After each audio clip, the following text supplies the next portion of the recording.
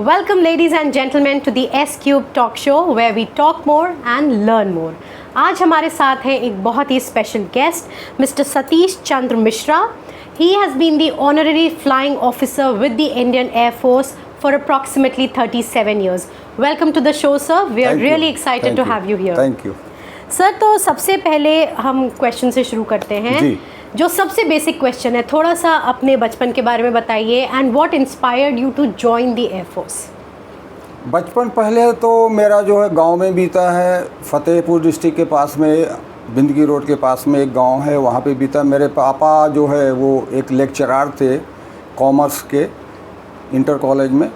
तो इसके बाद में फिर उन्होंने जो है धीरे से कानपुर में घर बनवाया परमानेंटली अबाउट 1968-69 में. तो हम लोग फिर परमानेंटली वहाँ सेटल हो गए. और इसके बाद में कानपुर में ही मैंने इंटरमीडिएट किया है. 10th तो हमने वहीं कुरिया इंटर कॉलेज पापा के पास से ही किया था. उसके बाद में जो है कानपुर से इंटरमीडिएट किया. और इसके बाद में उस वक्त जो है आर्मी के प्रति, देश के प्रति लोगों का रुझाव काफ़ी ज़्यादा था. तो उसकी वजह से जो है यंग एज में मुझे भी ऐसा लगा कि मुझे भी चलना चाहिए, मुझे भी कोशिश करनी चाहिए कि अगर हम भी कुछ देश के लिए कर सकते हैं तो चलो ट्राई करते हैं. काफ़ी अच्छे टफ़ एग्ज़ाम्स वगैरह हुए थे. हम 7 डेज़ कंटिन्यूसली एग्ज़ाम दिए थे. 21 पेपर्स हमारे लिए हुए थे उस समय. रनिंग वगैरह ये सब चीज़ें छोटी मोटी चीज़ें हैं, लेकिन रिटन में जो है 21 पेपर्स हुए थे. इसके बाद में लास्ट इंटरव्यू हुआ था. समवॉट 927 लड़के थे, उनमें से हम लोग केवल 11 लोग सेलेक्ट हुए थे. 11 लोग सेलेक्ट होके फिर इसके बाद में हम लोग इंतज़ार कर रहे थे कब कॉल लेटर आएगा, कब हमें ट्रेनिंग के लिए जाना है. 6 महीने हो गए, साल हो गया, 1.5 साल हो गया. इसके बाद में फिर vacancies as per the vacancy defence में जैसे होती जाती हैं. तो चूँकि मैं कि एयर फोर्स के लिए सेलेक्ट हुआ था, और GTI मतलब ग्राउंड ट्रेनिंग इंस्ट्रक्टर होता है. अच्छा. जो ग्राउंड के ऊपर ट्रेनिंग बेस्ड इंस्ट्रक्शनल ड्यूटी करता है. तो उसके लिए जब वैकेंसी होती तभी आदमी जा सकता है. तो कितनी वैकेंसी आई, 2 वैकेंसी आई, 3 वैकेंसी आई, लाइक वाइज जो. और ऑल इंडिया से जाने हैं तो ऑल इंडिया से प्रेफरेंस दिया जाता है सभी को कि भाई यूपी से 2 आवे, MP से 1 आवे, लाइक वाइज स्टेट वाइज. उसके बाद में हम लोगों का जब नंबर आया, मेडिकल वगैरह कराया गया, फिट फाट पाया गया कि हाँ नहीं अभी भी फिट हैं. देन हम लोगों की जर्नी शुरू हुई. वहाँ से कानपुर के सेंट्रल से जो है हम लोगों को एक टिकट दे दिया गया. हम लोगों का बैच 52 लोगों का था टोटल मिला के, फ्रॉम डिफरेंट ऑल द मतलब जो है ट्रेड्समैन. अच्छा. कुछ उसमें क्लर्क जी थे, मतलब बाकी ब्रांचेस के जो है काफ़ी ब्रांचेस के जो है सारे ब्रांचों के मिला के टोटल 52 मेंबर्स थे हम लोग. ट्रेन में हम लोग तो यंग थे, सिविल के थे. हम लोगों को कुछ ABCD तो पता नहीं था फौज के विषय में कि वो भी एयरफोर्स में. सोच ये रहे थे कि जाके आप तो जहाज़ उड़ा लेंगे. बेसिक वही था कि अब तो जहाज़ उड़ा लेंगे. इसके बाद में वहाँ ट्रेन से किसी प्रकार बॉम्बे के पास में कल्याण एक जगह है, कल्याण पहुँचे. कल्याण से फिर मिराज पहुँचे. मिराज से फिर बेलगाम एक जगह है जहाँ पे हम लोगों की ट्रेनिंग होती है, जो कि कर्नाटका में है. बेलगाम के से मतलब एक 12 किलोमीटर दूर जो है सांब्रा विलेज है. तो वहाँ पे हम लोगों के एयरफोर्स का बेसिक ट्रेनिंग सेंटर है. वहाँ पे ही बेसिक ट्रेनिंग होती है हम लोगों की. अच्छा. वहाँ पहुँचे फिर हम लोग. अरे वाह. सो आप मतलब जब पहुँच गए, आपको आई एम श्योर अभी भी याद होगा फर्स्ट दिन जब आपको यूनिफॉर्म दी गई थी, पहनी होगी आपने. जी. सो उस टाइम आपको क्या फीलिंग आई थी वहाँ पे उस वक्त जो है हम लोगों की फीलिंग, जो बाकी जो हम लोग चूँकि पहले रात में पहुँचे, सवेरे उठ के बोला गया कि 4 बजे आप लोग सब फालन हो जाएंगे. फालन हो जाएंगे मतलब इकट्ठे हो जाएंगे. तो हम लोग इकट्ठे हो गए. फिर उसमें हमको 1 2 3 की लाइनों में जो है डिफरेंट लाइन्स में जो है खड़ा कर दिया गया. फिर गिनती वगैरह करी गई. फिर हाँ सभी लोग आ गए वगैरह किया गया. फिर बोले चलो दौड़ो. अपने ही हाफ पैंट में जो बनियान पहने थे, उसी हाफ पैंट बनियान में ही जो वहाँ एक परेड ग्राउंड, काफ़ी बड़ा परेड ग्राउंड होता है. बोले इसमें चलो सारे लोग दौड़ना शुरू करो. सारे लोग वही 3-3 के व्यवस्था में उनके इंस्ट्रक्शनल स्टाफ के अंडर में जो है दौड़ना शुरू किया. दौड़ते रहे फिर आए, वापस आए. फिर इसके बाद बोले नाश्ता करके फिर से यहीं पे फालन होना. तो हम लोग सिविल ड्रेस में ही थे, सिविल में ही फालन हो गए जाके. क्योंकि पहले दिन जाते ही यूनिफॉर्म नहीं मिल जाती है. अच्छा. पहले दिन जाते सिविल में ही अपना काम करना होता है. 2 दिन 3 दिन लग जाते हैं. तो इसके बाद में जब फालन हो गए, जाके वहाँ गए तो फिर पता चला कि चलो यूनिफॉर्म इशू के लिए चलना है. तो सुबह गए, फिर वहाँ जाके यूनिफॉर्म तो इशू हो गई. यूनिफॉर्म इशू होने के बाद बोले चलो सारे बार्बर शॉप, बार्बर शॉप में गए तो फिर इसके बाद में वो बाल वगैरह काट दिए। वो क्या बताऊँ, उसकी एक 2-3 लाइनें याद आती हैं, अगर आप कहें तो बताऊँ। बिल्कुल बिल्कुल प्लीज़। सांब्रा उसका नाम है। जब एयरफोर्स में पहुँचे तो पहला नियम बाल सांब्रा कट। अच्छा। पहला नियम बाल सांब्रा कट, जो छविहीन बनाए, मतलब अच्छे खासे, मतलब स्टाइलिश देवानंद स्टाइल में जो बाल थे अच्छे खासे, गुड लुकिंग थे, हल्की हल्की मूछें थी छोटी छोटी, तो मतलब गुड लुकिंग थे। तो उसमें जो है पहला नियम बाल सांब्रा कट, जो छविहीन बनाए। और इसके बाद में इंस्ट्रक्टर्स लोग जो थे, जोकर फकर ब्लडी फूल कद्दू कहलाए। मतलब इस ढंग की भाषाओं का प्रयोग पहली बार लाइफ में सुनने को मिला। चूँकि हम लोग तो हिंदी मीडियम के हैं, अंग्रेजी से वास्ता केवल हाँ पढ़ना जानते थे, लिखना जानते थे, लेकिन बोलना तो नहीं जानते थे। अच्छा। इंटरमीडिएट किए थे तो इंग्लिश सब्जेक्ट था, तो जो सब्जेक्ट में पढ़ाया जाता उतना ही जानते थे, लेकिन बोलचाल की भाषा में तो बिल्कुल जीरो थे। तो अब वो लोग जो भी बोलते थे कि joker fucker bloody fool you nonsense, कुछ समझ में नहीं आता था, बट सुनते रहते थे। बाद में धीरे धीरे करके जब वहाँ पे ट्रेनिंग शुरू हुई, फिर बाद में जो है यूज टू हुए, जब यूज टू हुए तब अंग्रेजी समझ में आने लगे कि इसका मतलब क्या होता है। अच्छा, करेक्ट जी। सर, एयरफोर्स में या किसी भी सर्विस इंडस्ट्री में, इंडस्ट्री कह रही हूँ, किसी भी सर्विस फील्ड में रहना बहुत चैलेंजिंग होता है। हाँ, डेफिनेटली। आपकी सर्विस का सबसे ज़्यादा चैलेंजिंग पार्ट अभी तक क्या रहा है? सबसे ज़्यादा चैलेंजिंग पार्ट जो रहा है, वो पहली बात तो ये है कि हम लोग ग्राउंड ट्रेनिंग इंस्ट्रक्टर्स होते हैं, जो ग्राउंड के ऊपर जितनी भी एक्टिविटीज़ होती हैं, चाहे वो फिजिकल एक्टिविटीज़ हो, पीटी जिसको कहते हैं, गेम्स एंड स्पोर्ट्स है, और साथ में फर्स्ट एड वगैरह भी हम लोगों को सिखाया जाता है, एनाटॉमी, फिजियोलॉजी, बोनी सिस्टम, वुंड सिस्टम, ये सारी चीज़ें हम लोगों को सिखाई जाती हैं। लगभग 19 महीने 10 दिन की ट्रेनिंग होती थी उस समय, अभी तो शायद कम हो गई। 19 महीने 10 दिन जी, ये ट्रेनिंग पीरियड था हमारा। 6 महीने बेसिक होता है, 6 महीने के अंदर केवल चलना सिखाया जाता है कि कैसे परेड करना, कैसे पीटी करना, कैसे क्या करना, इन जनरल सभी लोगों के साथ। वो एक जनरल होता है। इसके 6 महीने के बाद में फिर हमारे ट्रेड संबंधित, यानी अब हम इंस्ट्रक्टर, जैसे आप लोग बाहर सिविल में बीटीसी करते हैं, तो उस तरीके से फिर हमको अब हमारे ट्रेड के विषय में समझाया जाता है, पढ़ाया जाता है और दिखाया जाता है, सिखाया जाता है। उसमें स्विमिंग भी आ जाती है, बॉक्सिंग भी आ जाती है, बहुत सारी चीज़ें आ जाती हैं। चूँकि अब आप इंस्ट्रक्टर बने जा रहे हैं तो आप मास्टर होने हैं सभी के। Correct correct. तो ग्राउंड के ऊपर जितनी भी एक्टिविटीज़ है, गन्स के विषय में, ग्रेनेड के विषय में, सारी चीज़ों के विषय में, कैसे उसको खोलना है, कैसे उसको असेंबल करना है, गन को कैसे रिपेयर करना है, साफ़ करना है, ये सारी चीज़ें बताई जाती हैं। और फिर फायरिंग करवाई जाती है कि एम कैसे लेना है, दुश्मन को कैसे मारना है, कहाँ पे वगैरह टारगेट वगैरह सेट हो। तो ये सारी चीज़ें, व्यवस्थाएं हम लोगों को पढ़ाई जाती हैं, सिखाई जाती हैं। इसके एग्ज़ाम्स भी होते रहते हैं हर 3-3 महीने में पीरियड के लिए। जो पास करेगा वही आगे बढ़ेगा। 3 महीने बाद अगर आपने पास नहीं किया तो फिर आप 3 महीने पीछे चले जाएंगे। ये नहीं है कि 3 महीने पास नहीं किया तो आप पढ़ रहे चलते जाइए, नहीं, चलते नहीं जाइए। आप 3 महीने में एग्ज़ाम होगा, उसके बाद अगर आपने पास कर लिया तो वेल एंड गुड, नहीं पास किया तो आप बैक फेस हो गए, आप फिर से पीछे वाली लाइन को ज्वाइन कीजिए। तो किसी प्रकार हम लोग 19 महीने की ट्रेनिंग पूरी करके फिर क्या बोलते हैं कि मतलब खरा सोना होके निकलते हैं। तो खरा सोना होके निकले तो फिर आगे बढ़ते हैं। ये सबसे बड़ा चैलेंजिंग पार्ट होता है ट्रेनिंग का।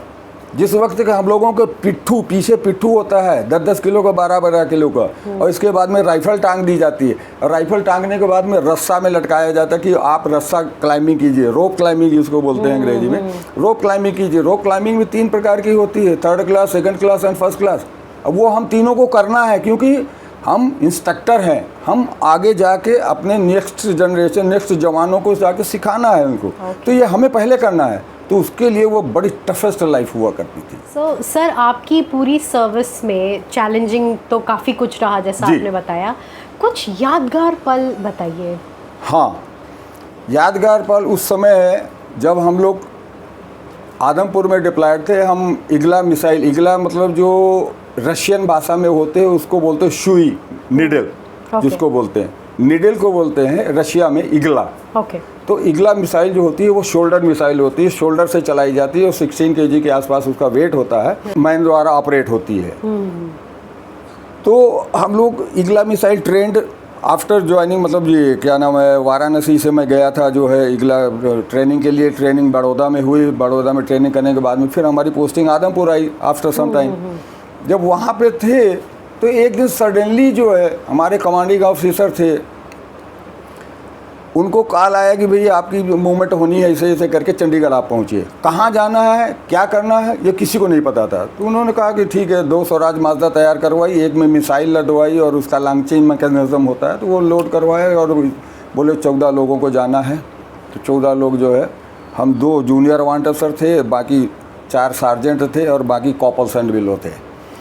तो ये हम सब लोगों की 14 लोगों की टीम चंडीगढ़ के लिए रवाना हो गई। आफ्टरनून में हम लोगों को केवल 2 से ढाई घंटे का समय मिला था कि आप अपने, ये गाड़ी पीछे पीछे आ रही है, आप अपने घर जाइए, आप अपना बैग एंड बैगेज तैयार कीजिए और आप लोग टेम्परेरी ड्यूटी पे मूवमेंट कर रहे हैं। टेम्परेरी ड्यूटी सर कहाँ जा रहे हैं, बोले ये पता नहीं, ये चंडीगढ़ जाके पता चलेगा। चंडीगढ़ गए हम लोग। चंडीगढ़ में रात में पहुँचे जाके करीब 12-1 बजे वहाँ पे। फिर खैर थोड़ी देर आराम करने को मिला। इसके बाद ये हो कि सुबह 4 बजे जो है आपको एयरक्राफ्ट वहाँ तैयार है रनवे पे, आप लोग एयरक्राफ्ट पे रिपोर्ट कीजिए। वहाँ पे जाके रिपोर्ट किया कि यार कहाँ जाना है हम लोगों को यार।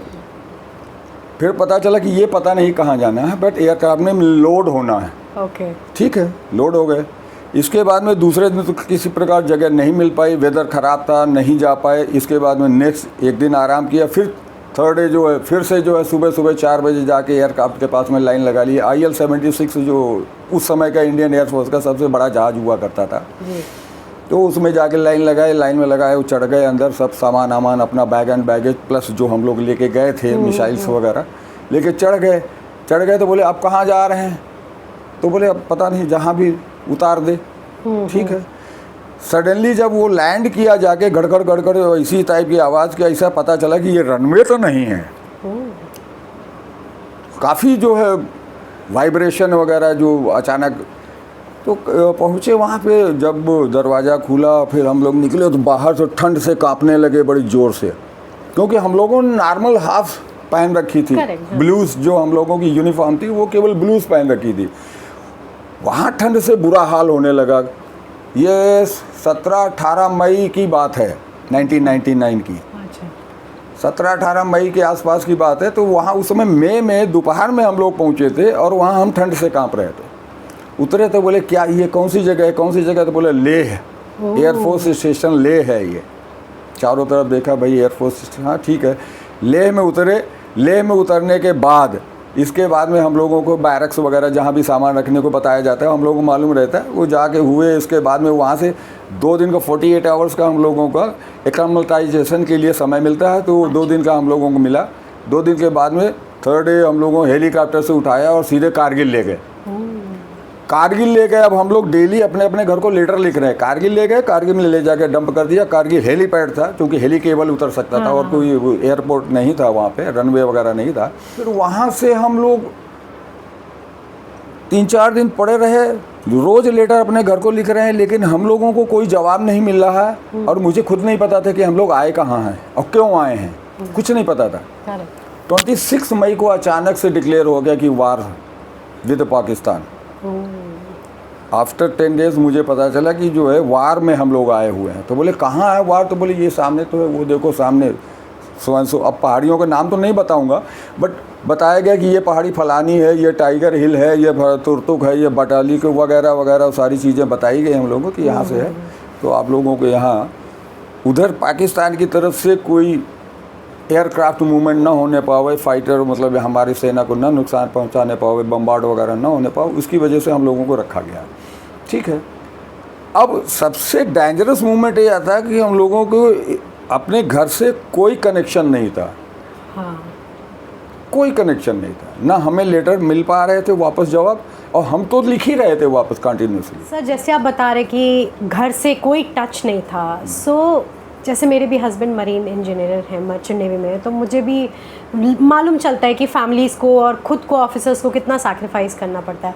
तो as a flying officer I am sure आपने और आपकी फैमिली में बहुत सैक्रिफाइसेस करे होंगे। सो आप क्या उसके बारे में कुछ बताना चाहेंगे?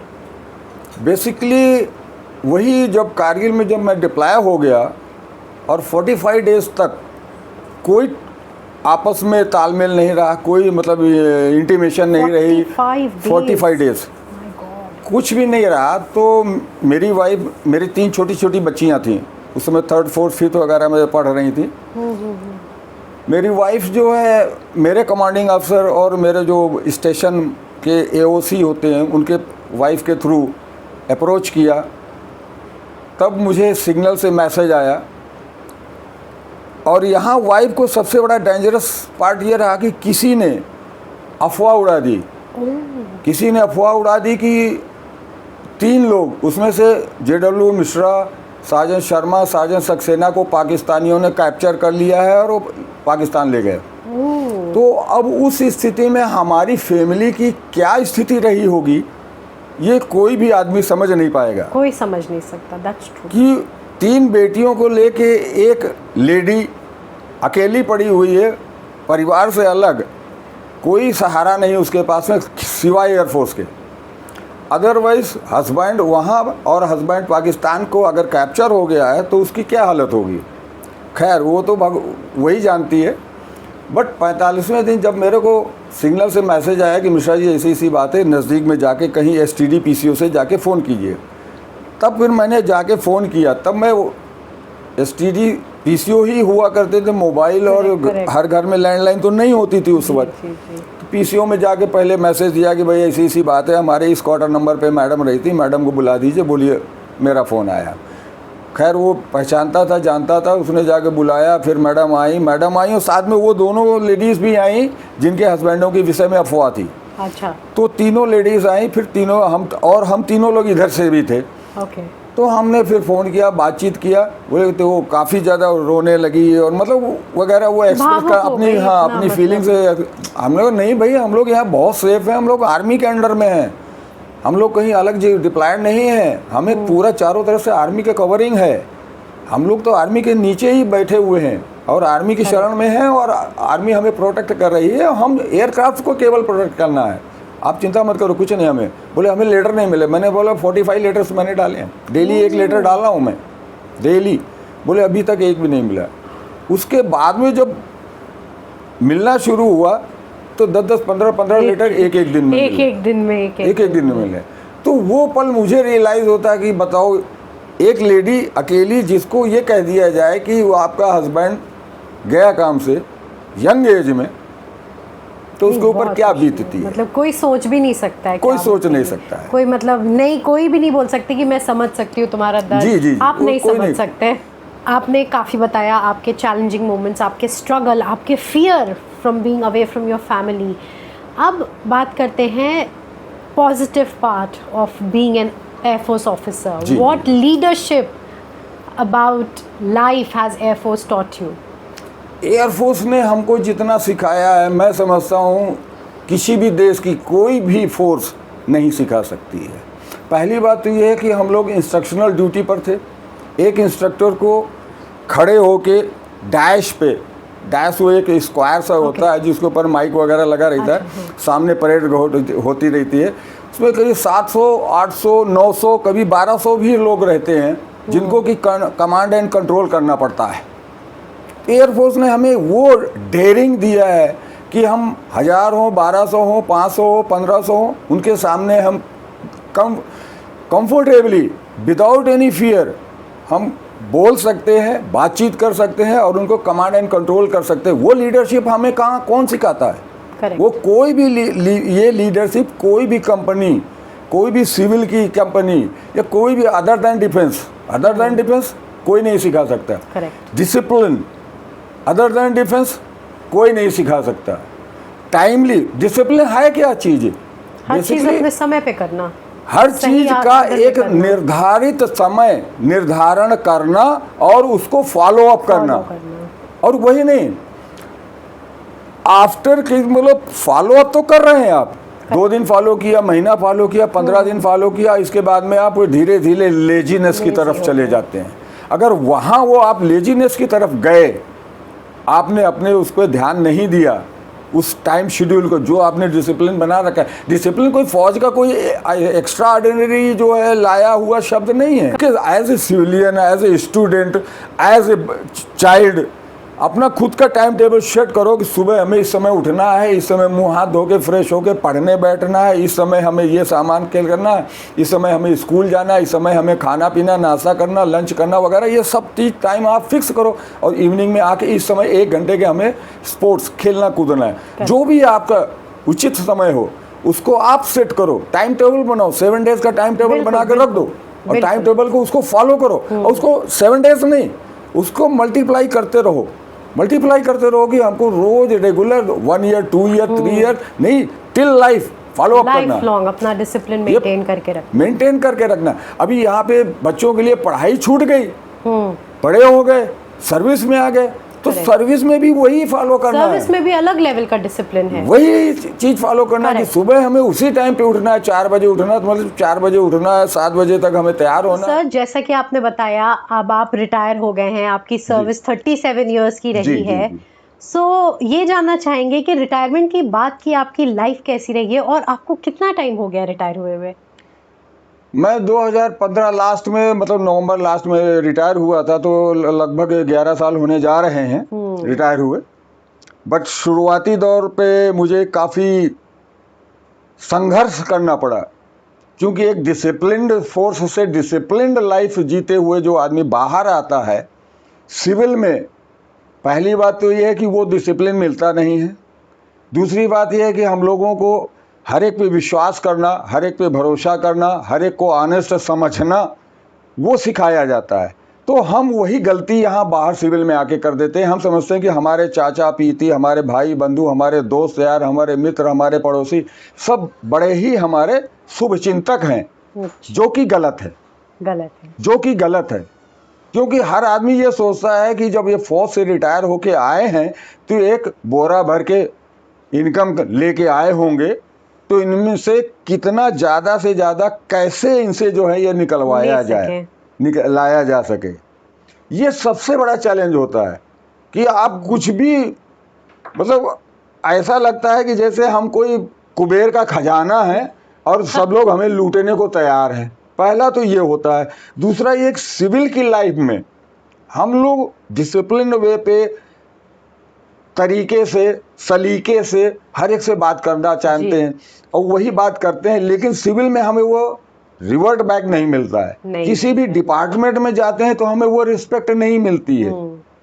हम लोग सोचते हैं कि ये यूनिफॉर्म पहने हैं, चाहे वो काला कोट पहने हो, चाहे वो खाकी वर्दी पहने हो, चाहे वो एनी टाइप ऑफ जो वर्दी पहने हो, चाहे सिविल वर्दी पहने हो, करेक्ट, बट वर्दी तो पहने ना, वर्दी तो है ना। ऑफिस जाते हो तो आप एक जो भी पहन के जाते हैं, फॉर्मल जाते हैं, इनफॉर्मल जाते हैं, बट वो आपके उस ऑफिस के लिए वर्दी तो है ना। बिल्कुल सही बात। तो वो वर्दी का रिस्पांस हमें नहीं मिलता है। हमें ऐसा लगा, ऐसा देखा जाता है कि ले आओ इनसे भी कितना निचोड़ा जा सके इनको, कितना मतलब गलत तरीका होता है। अरे भाई, हम ईमानदारी से बैठ के आए हैं जहां एक भी कोई भी गलत कमाई या गलत काम सिखाया नहीं जाता, गलत काम बताया नहीं जाता, गलत काम कराया नहीं जाता। वो 37 ईयर्स हमारे दिमाग में, हमारे शरीर में वो कितना ब्लड बन के घुस चुका है। अब हम कैसे निकालें उसको? कैसे हम आपको 10 पैसे दें, 100 रुपया दें या 1000 रुपया दें? करेक्ट। तो वो चैलेंज हमें बहुत ज्यादा फेस करना पड़ता है। बहुत बड़ा चैलेंज है ये किसी भी डिफेंस पर्सनल के लिए बहुत बड़ा चैलेंज है कि सिविल में आके एकदम से जो है सेटल हो जाए, नहीं हो सकता। उसको टाइम लगता है और वही टाइम हमें अभी तक लगता चला आ रहा है। 11 सालों में भी मैं अभी सिविल में पूरी तरीके अगर बोला जाए सेटल्ड हो, नो, नहीं सेटल हुआ अभी तक, क्योंकि अभी भी हमें धोखे मिल रहे हैं, मिलते जा रहे हैं। हम विश्वास करते हैं आपके ऊपर कि नहीं, हम आपको अगर 500 रुपया दिए हैं, आपने मांगा है उधार के तौर पे, तो आप हमें रिटर्न कर देंगे, लेकिन 6 महीने तक आप हमें शकल नहीं दिखाएंगे। करेक्ट। ये हम लोग ऐसा नहीं थे। हम लोग 37 ईयर से जिसको दे दे 500 1000 नहीं, भूल जाते थे कि दे के छोड़ो यार, दे देगा अपने आप, और वो दूसरे दिन आ जाता था। हम भूल जाते तो वो दूसरे दिन, यार 500 रुपया कब दिए थे? अरे कल ही दिए थे, ले पकड़ो यार। मतलब इस तरह का हम लोगों को सिखाया जाता है, कूट कूट के भरा जाता है। इंटेग्रिटी वाला एस्पेक्ट बहुत ज्यादा है और यहाँ पे नहीं, यहाँ पे मिसिंग लगता है। सिविल पे बहुत ज्यादा मिसिंग। ये स्ट्रगल बहुत रियल है जो आप बता रहे हैं। ये स्ट्रगल के साथ साथ आपकी जीवन शैली ये 11 सालों में कैसी रही? आपकी दिनचर्या कैसी रहती है? बेसिकली देखिए, दिनचर्या जो हम 37 ईयर्स जो हमें फौज ने सिखाया है जी, उसको ये टाइम लगेगा। 11 साल तो कम है, 11 साल तो अभी बहुत कम है। अभी तो हमें 40 साल तक ऐसे ही यही चीज़ डिसिप्लिन चलती रहेगी। अब जैसे कि सवेरे हमें 4 बजे वहाँ उठते थे, यहाँ हमने थोड़ा 1 घंटे रिलैक्स कर दिया, 5 बजे उठो। मॉर्निंग में हम वहाँ दौड़ने या दौड़ाने जाते थे, यहाँ पे हम खुद जाके वॉकिंग करते हैं, योगा करते हैं और 1-1.5 घंटे का जो समय होता है देते हैं और उसके बाद घर आते हैं। घर में आके फिर जो वही डेली का वही फ्रेश होना, नहाना धोना, पूजा पाठ करना। अब चूँकि कहीं सर्विस में तो जाना नहीं, तो पूजा पाठ करना, पूजा पाठ करके मैम को थोड़ा सा जो हेल्प करना, गृह कार्यों में, उनके घर के कार्यों में थोड़ा हेल्प करना और इसके बाद में उनके ज़रूरत के हिसाब से बाहर जाना, बाहर जाके वही 12 साढ़े 12 बजे तक घर वापस आना, वापस आके वही सेम जो 2 बजे हम लोग वहाँ खाना लंच करते थे वही आज भी 2 बजे हम लोग करते हैं, वो चेंज नहीं हुआ है। फिर हाफ एन आवर 1 घंटे का रेस्ट, फिर छोटा सा टीवी के साथ में थोड़ा देश विदेश की समाचार वगैरह देखना। इवनिंग में फिर वही हम लोग चल दिए वॉकिंग के लिए, जो फिजिकल टाइम होता था हम लोगों का, पीटी जिसको बोलते हैं, फिजिकल ट्रेनिंग। तो वो फिजिकल एक्टिविटीज़ के लिए हम लोग यहाँ 5 किलोमीटर 5.5 किलोमीटर की वॉकिंग करके आते हैं। वहीं से मार्केटिंग करके फ्रेश वेजिटेबल्स वगैरह डेली नीड्स की रिक्वायरमेंट्स को फुलफिल करते हुए फिर इसके बाद में समय है डेली मंदिर में थोड़ा आधा घंटा थोड़ा भगवान के साथ समय बिताना और इसके बाद में फिर वापस घर आते हैं। मैं समझता हूँ कि ये हर इंसान को करना चाहिए अपना। बिल्कुल। रिटायरमेंट होने के बाद में ऐसा नहीं कि रिटायर हो गए अगर आप, तो जो सर्विस से रिटायर हुए हैं, लाइफ से नहीं रिटायर हुए हैं। करेक्ट। आप सर्विस से रिटायर हुए हैं, लाइफ से नहीं है, तो आप अपनी दिनचर्या तो बना के ही रखिए। भाई देखिए 24 घंटे आपके पास हैं, 24 घंटे में क्या आप 1.5 घंटे 2 घंटे आप अपने फिजिकल शरीर के लिए, बीमारियों से मुक्त रहने के लिए क्या आप अपने शरीर को नहीं दे सकते? बिल्कुल दे सकते हैं। बिल्कुल बिल्कुल। भाई कितने घंटे सोना चाहते हैं? 6 से 7 घंटे, क्योंकि आप रिटायर हो गए।